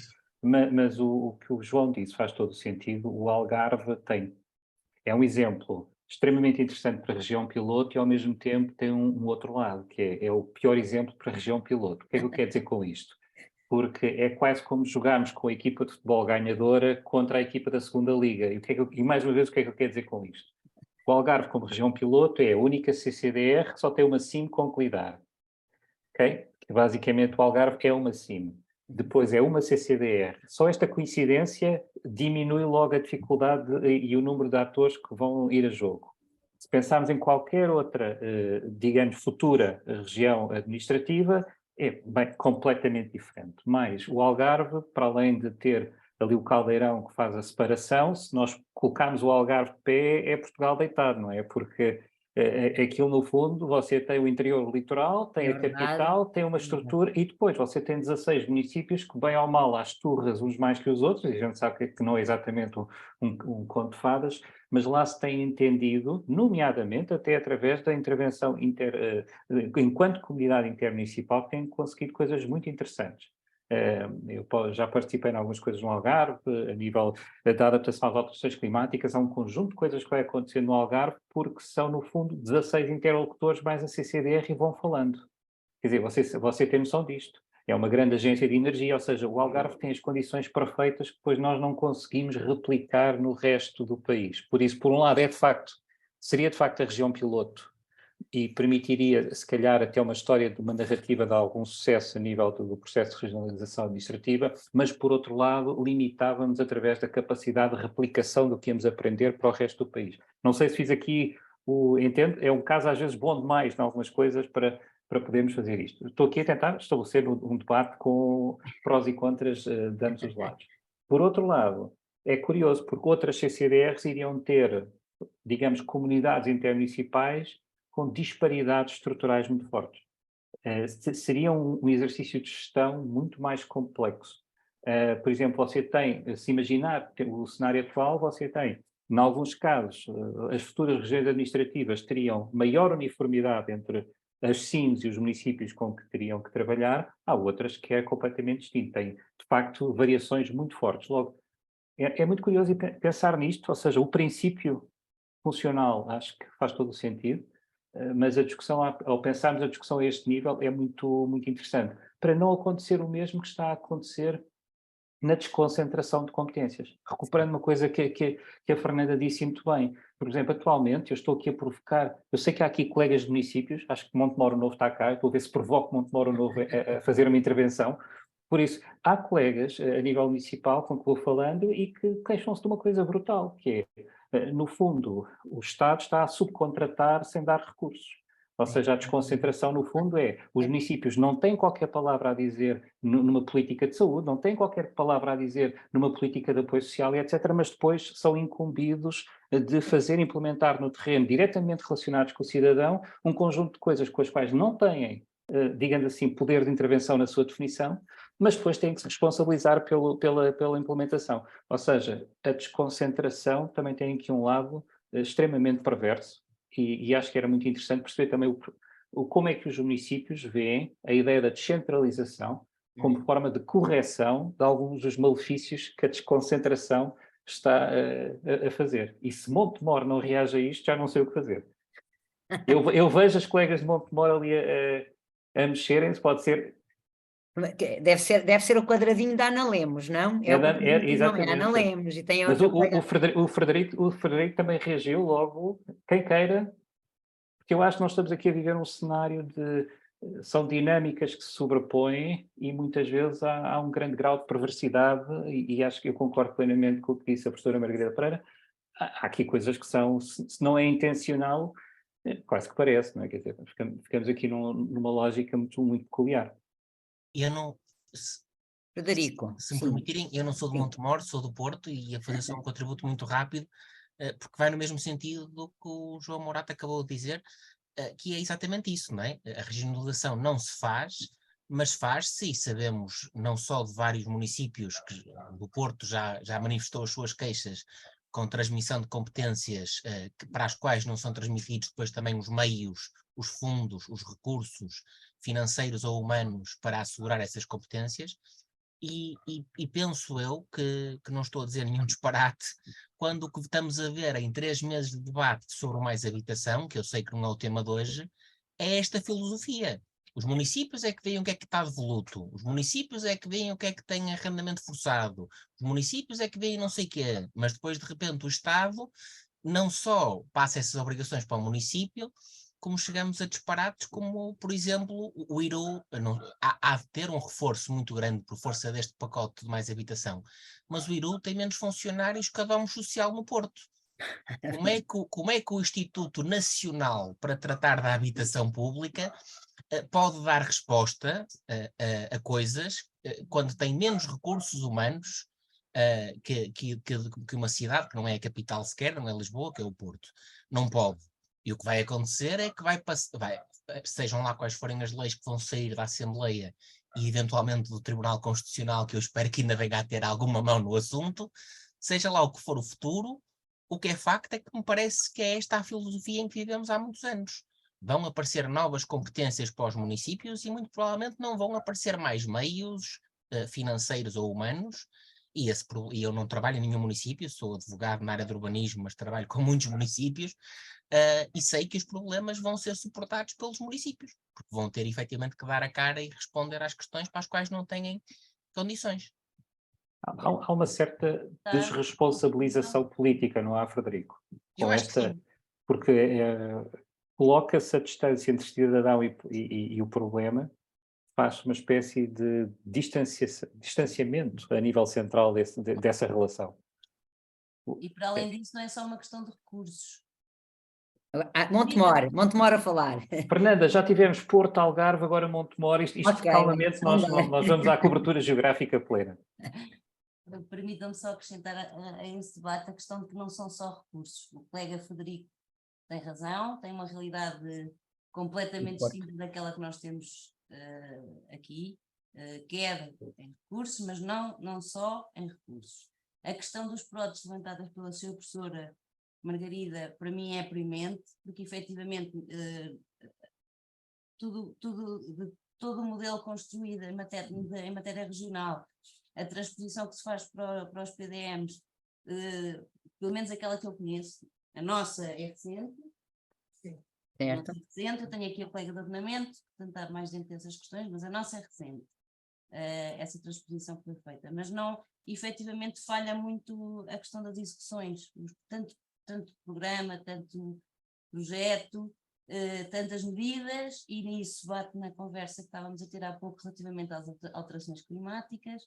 Contudo, na execução concreta dessas mesmas ações, elas têm-se manifestado muito complicadas de se lograr alcançar, e queremos nós, por diferentes circunstancialismos inerentes, quer a questão do tamanho das CIMs, quer a questão dos recursos que estas mesmas se dotaram, tanto que elas estão com muita dificuldade. Esta CIM tem imensa dificuldade em conseguir quadros técnicos, os recrutamentos ficam todos desertos, ninguém quer a fazer a aposta que nós, por exemplo, fizemos. Nós somos do centro e descemos no território, aqui é possível ainda utilizarmos da melhor forma aquilo que efetivamente aprendemos. Contudo, há muita desorganização, há ainda muito sectarismo que deriva dessa descontinuidade do território, fruto das diferentes cores partidárias. O que de início nos parecia mais facilitador até, porque tal normalmente facilita posições territorialmente, mas não é isso que se vê na prática. Nós temos situações completamente ridículas de caminhos que acabam o município e tal catroado com financiamento Lifelines e começa outro município e é um poço de buracos. Não faz sentido, quer dizer, são troços, apesar de serem vastos no território, comparando com a realidade do centro e norte, são situações que eram super fáceis de resolver e torna-se complexo problemas que são de fácil resolução, quer territoriais, quer de recursos. Pois não há uma cultura do auxílio administrativo, não há, de todo, e há muita dificuldade. Há pouco dizia uma coisa que eu partilho, a professora Margarida novamente. Eu não conheço os meus colegas que trabalham tanto na CIM como nos diferentes municípios aqui ao lado. Os poucos que conheço, vou conhecendo em formações, conheci na pós-graduação, quando fiz a pós-graduação de CEDO, alguns, e geraram-se contactos que nunca se geraram em 10, 15, 20 anos de trabalho. E isto é estranhíssimo, porque o território é vasto, mas somos poucos técnicos. Quanto à questão dos recursos que o Frederico levantou, não é só a questão dos recursos. O que nós temos detectado, nós protocolizamos recentemente as transferências, quer na saúde, quer na educação. Somos um dos municípios que já aceitou. E o que se tem denotado é que tem aumentado drasticamente, fruto da proximidade, todos os problemas que estavam para ser resolvidos pela Administração Central, agora passaram para aqui. São os exaustores que não eram vistos, é o ar-condicionado que precisava de ser limpo, etc, etc, etc. Não sabemos ainda porque temos muito pouco tempo ainda de gestão, mas efetivamente a definição da política continua a ser de topo. Portanto, nós somos Pois, claro, é isso. Nós somos uns executores, recebemos dinheiro para executar, tal qualmente passamos para as juntas as pequenas coisas que podem fazer e que podem fazer precisamente pela proximidade. Neste momento é a experiência que temos. Também temos poucos meses de experiência, diga-se. Pois, porque na verdade o que está a dizer faz todo sentido, é perceber se estamos mesmo a descentralizar, ou seja, a passar para as entidades que gerem esses interesses, ou se não estamos a transferir para os municípios tarefas que eram do Estado e que se calhar deviam continuar a ser do Estado porque as políticas são definidas por eles, e no fundo é o Estado a utilizar mais aquilo que eu dizia há bocadinho, o princípio da subsidiariedade. Partimos do princípio que vocês estão mais próximos da população, são mais eficazes do que nós. Portanto, e a verdade é que os municípios têm demonstrado eficácia, isso é verdade, coitados. Eficácia acontece, a questão não é questão de eficácia. Talvez quando as comissões que estão previstas nos diferentes quadros legais efetivamente sejam constituídas, aí sim se consigam articular, definir políticas, programas municipais de saúde, de abandono escolar, de assistência social. Isso. Aí sim, mas neste momento ainda não é possível retirar grandes ilações. Neste momento somos executores de imensos problemas pequeninos que havia para resolver. E lá está, estamos próximos, mas é muito fácil chegar cá. Mas a Ana está a levantar um ponto, que eu acho que é um ponto muito importante e que na apresentação, nem sequer no relatório da Comissão está explícito, que tem a ver com o tempo. O que é que eu quero dizer aqui com o tempo? O tempo cronológico. Às vezes há uma exigência pela legislação de mudanças a um ritmo, sem qualquer consciência do tempo até de adaptação institucional e de mudança de cultura funcional que isso exige. E depois, às vezes, há pedidos consecutivos de mudança sobre mudança sobre mudança, em intervalos de tempo, sem que as pessoas tenham qualquer espaço de adaptação. Por exemplo, há pouco referia que na sua CIM pouco se conheciam. Há CIMs que têm 2 pessoas a trabalhar exclusivamente em oportunidades de financiamento.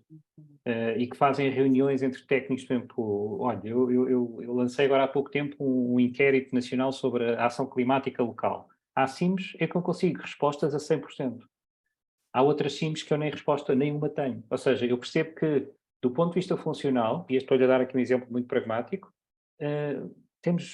o país tem múltiplas velocidades. Eu acho que nem sequer temos bem noção do quão heterogéneo o país é. Acho que aos poucos vai-se descobrindo isto assim, e não tem exatamente... E estas diferentes velocidades nas CIM não dizem totalmente respeito às dicotomias do passado. Não é tudo litoral interior, entende? Ou seja, a própria forma como olhamos para o país tem que mudar, e a regionalização administrativa é uma excelente oportunidade para pensar nesse país, ou na forma como o país está a mudar.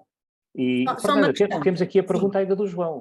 Temos, eu não quero ler a pergunta do João para nós respondermos, eu quero que o João ligue o seu micro e fale diretamente. Vem ele, está ali. Mas deixa-me só fazer um comentário a propósito disto.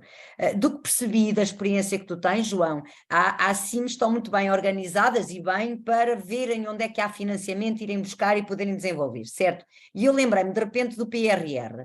Como é que foi definido o PRR? Foi a nível central, não? Perguntou-se, não é? Não parece que a gente começa a ler PRR? Claro. Ninguém vai descentralizar o PRR. É o exemplo típico de centralização. O governo é que decidiu para quê, para quais eram os projetos. O Frederico, o exemplo que deu da habitação, e no caso do Porto, bem pode discutir o PRR se ele quiser, porque o Frederico já está a abanar todo contente a cabeça, quer dizer, o próprio PRR, quando se percebeu que era uma coletânea de projetos que estavam em gaveta, largamente, quer dizer, exatamente como que entidades foram ouvidas para o PRR. O PRR foi feito de poder, já não se pode esquecer disso. Pois, exato. Logo, é muito complicado. E, curiosamente, nós estamos de tal maneira associados ao PRR como bazuca financeira que nos esquecemos que temos 30, 35 anos de POs regionais e isso. aprender a lógica de relação com o PO regional, se calhar é algo que se vai perpetuar no tempo. O PRR é agora e depois a coisa acabou. Por isso, é mesmo interessante pensar nisto desta forma. Agora vamos pôr o João Cabral, que já ligou a câmara, e portanto, em vez de estarmos a ler a pergunta dele, ele faz o comentário diretamente. Olá, João. Só falar, praticamente, tirando o Frederico e eu, não, e as mulheres não são João, é só Joões, só falaram Joões até agora, certo? Estou enganada. João Cabral agora é João. Olá, viva a todos. Bom, pois, já há mais de 20 anos que discutimos a regionalização, não é? Desde o referendo, e antes disso, as regiões administrativas, tenho livros feitos pelo Instituto Superior de Agronomia sobre a importância das regiões administrativas. E no fim de contas, os argumentos que se ouviram, que estamos a ouvir agora, são da eficiência, da rentabilidade, da melhor organização. Aliás, nada melhor do que o trabalho que foi feito pelaquela comissão, que partiu logo do princípio. Não pode haver, está muito claro, não pode haver descentralização sem haver regionalização. Regionalização no princípio em que há uma base eleitoral, não é? Que elege as regiões, e responsabiliza, como se falou nisso, para as áreas metropolitanas. Portanto, enquanto na medida em que não parte de cima, como partiu em França, como partiu noutros países, essa regionalização, não é? Porque em França o referendo também não passou, mas depois a lei Pasqua, certo, e de cima para baixo organizou a regionalização, porque era a melhor forma de funcionamento do Estado. Mas eles tinham uma outra estrutura capaz de efetivamente implementar a articulação de políticas, como diz a Margarida Pereira, e tinham outro tipo de estrutura. Portanto, do lado de Portugal, provavelmente, não é de existir já, porque os exemplos são tão claros, daí os trabalhos da OCDE também, que a eficiência e a eficácia do desenvolvimento regional e do regionamento local passa por uma melhor autonomia e uma melhor com os devidos recursos, não é? Provavelmente temos que tornar mais politizada, por isso é que eu pus agora para discussão a politização da regionalização através das regiões e dos partidos estarem organizados por regiões e assumirem claramente. Podia ser que isso desbloqueasse, porque até agora este bloqueio também é um bloqueio muito político.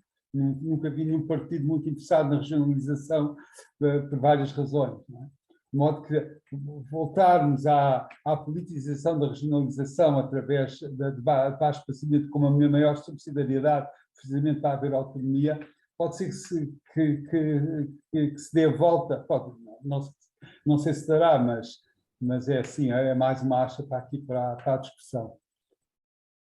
O Carlos Rodrigues fez aqui um comentário que se calhar pedia para eu fazer em voz alta. Pode ser, Carlos? Vê se consegue ligar o seu micro. Isso, já está. O meu comentário é apenas uma provocação. Possivelmente pelo sotaque vão ver de onde é que eu sou, embora eu prefira não dizer. 38 km em linha reta do oceano, território de baixa densidade, até porque nos dá jeito. Pertence ao maior cimo do norte do país e por maioria de razões à CCDR. Aroca? Não faço a mínima ideia. Agora imaginem que no âmbito do urbanismo, que é caro à professora Fernanda Paula, sempre que eu tenho que pedir meia dúzia de parceiros a entidades, uns vão parar a Vila Real, outros vão parar a Braga, outros vão parar a Lisboa no âmbito da DGPC, outros vão parar ao Porto, outros vão parar ao Porto ali junto à Faculdade de Letras, onde ninguém se entende com aquela gente. Agora vocês juntem isto tudo e queiram fazer uma descentralização efetiva ou uma regionalização efetiva e ainda outro pequeno à parte. Quem fala mal do governo da República é porque não conhece os mini-governos das autarquias. Porque se acham que estão mal servidos em Lisboa, experimentem começar a conhecer aquilo que são as realidades das mini-autarquias. A minha é só uma questão de provocação, e como eu estou ligado ao urbanismo, se calhar convinha começarmos a resolver pequenas coisinhas antes de chegarmos àquilo que que na minha questão não é ainda a pedra angular do assunto. Mas sabe, Carlos, que o que acabou de falar tem tudo a ver com isto que nós dissemos. Sim, sim. Na verdade, se nós tivermos uma região... Estou-me a lembrar aqui de um colega que há muitos anos atrás defendia a regionalização porque era de Castelo de Paiva. Porquê de Castelo de Paiva? Porque ele deu exatamente essa resposta que está a dar. Como eu não tenho uma região, não é, onde os órgãos da região decidam, eu sempre que tenho que ir tratar de questões do meu filho da educação, tenho que ir ao Porto. Na altura ainda havia a Direção Regional de Educação, que era no Porto. Mas se eu tiver que tirar o bilhete de identidade, tenho que ir a Aveiro. Se eu tiver um problema de saúde, vou a Coimbra. Se for questões de agricultura, vou ao norte, num sítio qualquer que já não me lembro, Penafiel, se não me engano, e verdadeiramente porque isto tem a ver um pouco com esta ideia de termos os órgãos locais do Estado que têm circunscrições administrativas diferenciadas. Eu acho que é isso que se está a tentar corrigir, reconduzindo tudo para as CCDRs, com os problemas que isso também levanta, não é? Mas, de certa maneira, essa aí é a dificuldade. E depois, como a dificuldade, que a Margarida também dizia há bocadinho quando estava a falar, e o João também falou na sua intervenção, que é esta visão setorializada de cada ministério, porque nós estamos a falar de ministérios, certo? Um ministério com os seus órgãos locais. E é verdade o que disse a Margarida, é curioso que do ponto de vista jurídico até se percebe, Margarida, sabe uma coisa curiosa? Cada entidade, uma autarquia local, o Estado, cada entidade tem aquilo que nós dizemos personalidade jurídica própria, uma pessoa jurídica com atribuições. Quando nós chegamos ao Estado, cada ministério, que é um órgão do Estado, né, são órgãos do mesmo, o que os distingue entre si são as diferentes atribuições e, portanto, cada ministério comporta-se como se fosse uma pessoa distinta das outras, o que significa precisamente que não se articula. Era suposto que se articulassem, por isso é que há um Conselho de Ministros, não é? Mas verdadeiramente é essa a dificuldade que nós temos das entidades olharem para o território à luz do seu interesse, de forma setorializada, e nós temos essa dificuldade toda de articulação, não é? E depois nós encontramos isso, agora estava a dizer o Carlos, imagino em processos de planeamento e até em processos de licenciamento, em que nós temos que preencher as capelinhas todas. Claro que eu vou lançar aqui o repto para outras questões, que vêm aí, não é? Então temos que simplificar procedimentos. A mim está-me a assustar um bocadinho esta simplificação de procedimentos, não é? Porque a entidade tem que ser consultada porque há um interesse, se não diz nada é como se tivesse dito que sim, avançamos, não é? Tem que haver uma avaliação de impacto ambiental, onde as questões ambientais, se ninguém diz nada, deferimentos tácitos e avançamos, não sei se estamos aí pelo bom caminho, só estou a dizer é que estamos a começar a simplificar tanto, não é? Que no fundo estamos a dizer, as entidades são importantes, têm que intervir, mas também se não disserem nada no prazo, andamos para a frente. Portanto, isto é só chamar a atenção das dificuldades que nós temos de lidar com esta administração, não é? O que disse o Carlos mostra um bocadinho esta setorialização, que de facto é muito cansativo para quem trabalha nestes processos, que no fundo parece mesmo que estamos a falar com capelinhas diferentes, não é? Cada entidade é uma capelinha e depois há umas capelinhas que são terríveis, não é? Estou a brincar, está bem? Pode estar aqui alguém, mas o CNF é uma capelinha terrível de lidar. Tudo o que tem a ver com património cultural é uma capelinha terrível de lidar. Portanto, na verdade, eu vou voltar a dizer, é exatamente isto que nós temos que resolver, que é uma administração do território que não seja eficaz, que não funcione, que não se articule. Agora, nas áreas em que nós trabalhamos, muitos de nós, uma ineficiente administração do território traduz-se em instrumentos de ordenamento do território que depois não vão funcionar, não é? Esta é a sensação que eu tenho, e daí a importância das questões da administração do território, não é? De nós termos uma administração do território que faça sentido. Bem, este é só o comentário que me lembrei de fazer a propósito destas entidades todas e destas intervenções todas e da forma como o próprio Estado atua, não é? Desta forma setorializada. Não sei, ainda temos aqui mais espaço. A Margarida está certo, a Margarida, tá, sim, Margarida. Sim, era só para fazer aqui uma pequena nota. Se nós estamos a falar de administração do território, o território tem que ser a âncora, o referencial da articulação de políticas. Isto é tão óbvio que isto devia-se aprender, enfim, vou dizer, na escola primária, que foi aquela que eu fiz, não fiz o ensino básico do primeiro ciclo, não é? Portanto, isto é tão óbvio que faz um bocadinho de impressão estar a explicar isto aos decisores políticos, não é? Porque senão estamos a chamar incompetentes. Pronto, já chamei.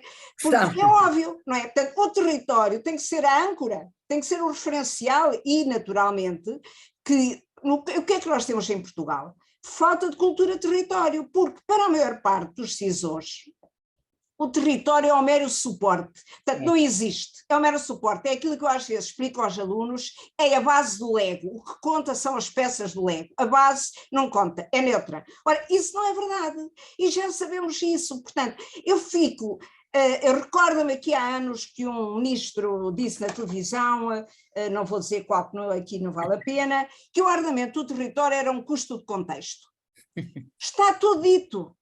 Portanto, enquanto pensarmos assim, não vale estas nossas conversas são muito interessantes para quem trabalha na área, enfim, por isso mesmo eu estou aqui, mas não adiantamos nada, porque naturalmente, quando estamos a falar mais uma vez de administração do território, e quando houver no pressuposto termos uma regionalização, nós temos que pensar uma reorganização do Estado. Quando se diz, vai haver mais despesismo do Estado com a questão da regionalização, quiçá que a estrutura macro do Estado, a nível central, necessariamente tem que se contrair, como é óbvio, Claro, na minha modesta opinião, não é? E é por isso que, obviamente, os vários partidos políticos nem querem ouvir falar do assunto, não é por distração, é evidente que todos nós percebemos porquê, e, portanto, ou há, de facto, uma alteração da cultura, ou então, aquilo que foi dito agora pelo colega Carlos Rodrigues, a replicação, e eu não quis falar muito dos municípios, porque hoje não era o tema, mas sobre isso podemos marcar uma conversa de uma tarde inteira, é evidente que é a replicação. Portanto, quando o Sr. Presidente da Câmara X diz que o Governo, com razão, a administração não faz a concertação, não há articulação, mas ele faz o mesmo. Ele, não estou a pensar o A, o B ou o C, sobretudo a articulação, muitas vezes dentro do próprio município, porque há departamentos, eu nunca trabalhei num município, mas já trabalhei para muitos municípios, e às vezes o diretor de planeamento não fala com o diretor da gestão urbanística por aí fora, não é? E, portanto, tudo isso eu conheço muito bem, portanto, exemplos, vamos para a troca. E claro, a articulação entre municípios, que teoricamente se fazia ao nível intermunicipal, teoricamente, que se pode fazer em alguns casos e faz-se, há exceções, ainda bem que há, eu também as conheço, mas são de facto minoritárias. E nós temos já tantos anos de experiência, confesso que o esforço que fazemos globalmente em termos de política de ordenamento, os resultados sabem a pouco. Eu confesso que me sinto sempre muito, agastada com os resultados, porque há uma disrupção entre a retórica, o discurso, onde nós estamos sempre na linha da frente, e a prática, que estamos sempre na linha do fundo. E isto eu não estou a ver volta a dar, quer dizer, confesso que não. Para concluir, eu digo sempre aos meus alunos, e gostaria muito que os nossos decisores políticos fizessem, eu costumo dizer que o meu partido político é o território, mas infelizmente não sou só eu, há muitos que têm, mas somos minoritários manifestamente, porque se o território for o referencial, as suas especificidades, quer em recursos, quer em constrangimentos, em vulnerabilidades, conseguíamos muito mais do que aquilo que conseguimos. Agora, para concluir, porque é que nós temos os territórios de baixa densidade, que são olhados sempre de uma maneira, enfim, displicente, muitas vezes para o nível central? Porque a atitude tradicional é uma atitude de retirar recursos em favor das áreas centrais, e é assim que temos de chamar as coisas pelo nome. Quando nós temos vários recursos no interior, sim senhora, vai-se explorar, mas depois temos que ver quais são os benefícios, as mais-valias que são aplicadas localmente. E depois, claro que já sabemos que são muito poucas, O resultado, inevitavelmente, nós temos um empobrecimento progressivo desses territórios. Porquê? Porque nós estamos a retirar aquilo que eles têm. O que vale é muito pouco lá aplicado. E isto tem que ser assumido. Portanto, mas não vale a pena fazer o discurso bonito a dizer que não, senhora, que agora vamos ter coesão territorial, subsidiariedade. Confesso que essas palavras já me causam um bocadinho de urticária. E pronto, não falo mais. Boa tarde. Só uma nota. É terrível ouvir alguém, seja um político, a dizer que o ordenamento do território é um custo de contexto, porque... Mas eu ouvi, e assim posso lhe dizer quem foi, mas só agora, assim. Ok. Mas estava a dizer, porque normalmente nós queremos eliminar os custos de contexto, não é? Tudo que é custo de contexto temos que eliminar. Dizer que o ordenamento do território é um custo de contexto significa que temos que eliminar as preocupações. Eu acho que de facto, eu estou um bocadinho, neste momento, estou um bocadinho numa fase de decepção. Eu estou muito decepcionada com o nosso país, estou a dizer do ponto de vista da eficácia, o que a Margarida acabou de dizer é a sensação que eu tenho. Nós temos o discurso mais à frente possível, as leis mais à frente possível, nós temos tudo e na prática não temos nada, porque depois na prática nada acontece. Isso é uma coisa tão desesperante, e eu também nunca trabalhei numa câmara, mas trabalho com muitas câmaras, essencialmente com câmaras, de vez em quando com o Estado, mas muito com muitas câmaras, e de facto, mesmo com as câmaras, às vezes digo, vocês também se põem a jeito, porque sim, uma decisão, gosto de pensar nestas questões, uma decisão que deve ser tomada nos termos da lei em 30 dias, que vocês levam 2 anos, o legislador vai ter que resolver esse problema. Sabem como é que resolve? Se não resolvem em 30 dias, passam a resolver em 10 dias. Pai, como é que algum dia, se eu não resolvo em 30, passa a resolver em 10? É sim, vamos ter uma legislação que simplifica. Na parte ambiental, no outro dia ouvi coisas terríveis. Pareceres que demoravam, que tinham 45 dias para serem dados, há uma redução para 10 dias. Eu perguntei, mas como é que alguém reduz? É porque não se quer que o parecer seja dado, e porque a falta de parecer significa deferimento tácito, resolvemos de forma, isto é só para mostrar que de facto, e o que a Margarida disse é verdade, eu acho que o ordenamento do território saiu um bocadinho do discurso político, não é? Nós neste momento não há nenhum ministério, não há nenhum ministério, há uma coesão territorial. O ordenamento do território nunca esteve verdadeiramente no discurso já político. estive, já tivemos um Ministério do Ordenamento do Território das cidades, lembras-te? Havia um que se chamava assim, não, era Ministério. O ordenamento do território, do ponto de vista de designação institucional, a nível da orgânica governamental, pois claro. Agora, do ponto de vista de se debater... Mas pelo menos, estás a ver, só a questão de ter o nome do Ministério já mostra que há ali um relevo, uma luz acesa, percebes? E nós vamos olhando para os governos, eu acho que agora teremos um ministério, uma Secretaria de Estado, certo? Será? Administração local e ordenamento do território. Nem sequer estamos no princípio da designação. Pronto, exato. Essa não, no fundo é só para chamar a atenção que de facto o ordenamento do território é o território, ao fim e ao cabo, nem vou falar, o território que estava a dizer a Margarida, o território está na base, não é? E no fundo devem ser as políticas que são feitas a partir do território e não o território que se vai moldando nas várias políticas, não é? Bom, eu não sei, João, o tema é teu. Mas são 19 e 12 minutos, eu hoje já tirei aqui uma série... Posso dizer uma coisa? João, claro. Os territórios são também feitos por comunidades, as comunidades são políticas. Se nós não lhes damos capacidade para serem autónomos, não há isso, e realmente provavelmente temos evoluído tão pouco ao nível administrativo, que se calhar temos que dar uma volta de outra maneira. Quando eu falei aqui dos ciclos eleitorais e dos distritos, é uma estrutura arcaica. Temos a organização política dos territórios também tem que mudar, não é? Se queremos falar em subsidiariedade, e se as reformas e essa eficácia que todos falamos não vem de cima, obviamente, porque os ministérios não se querem organizar, não é? Por todos os temas e todos os casos que aqui se falaram, então tem que vir de outra maneira. É cansativo, não é? Porque já estamos sempre a falar das mesmas coisas. É isso mesmo. João Morato. Mas da minha parte, para rematar, eu estive aqui a tirar várias notas, acho que já tenho uma ideia mais clara, pelo menos para mais 2 sessões, e por isso a única coisa que posso dizer é esperar ver aqueles que estiveram cá e que estiveram até agora connosco. A maioria está de câmara desligada, logo eu não sei se estão a anuir com interesse ou se não, mas espero que sim. E espero que voltem a estar quando nós voltarmos a debater estes temas, e acho que a própria ideia da desconcentração devia ser um tema em si mesmo, porque ela é talvez a dimensão mais perversa e menos debatida do que tem acontecido. Acho que o que disse o Frederico foi extremamente interessante, e certamente agora fiquei com uma série de ideias para organizar mais umas conversas a este nível. Pronto, de todo modo, falando agora para as pessoas que estão inscritas, que não têm que ser necessariamente associados da Adurban, mas também se não forem associados da Adurban, podem ser associados da Adurban, este nosso ciclo de conversas é aberto aos associados, certo? Nós partimos a ideia de começarmos a organizar, porque o João pensou logo nesta ideia, temos outros colegas, qualquer um de vocês, se entender que há um tema que pode ser interessante, no fundo é replicarmos aquilo que nós aqui há uns tempos tínhamos falado, fazermos de vez em quando umas conversas de fim de tarde, em torno de temas que nos interessam a todos e que têm a ver com a nossa associação.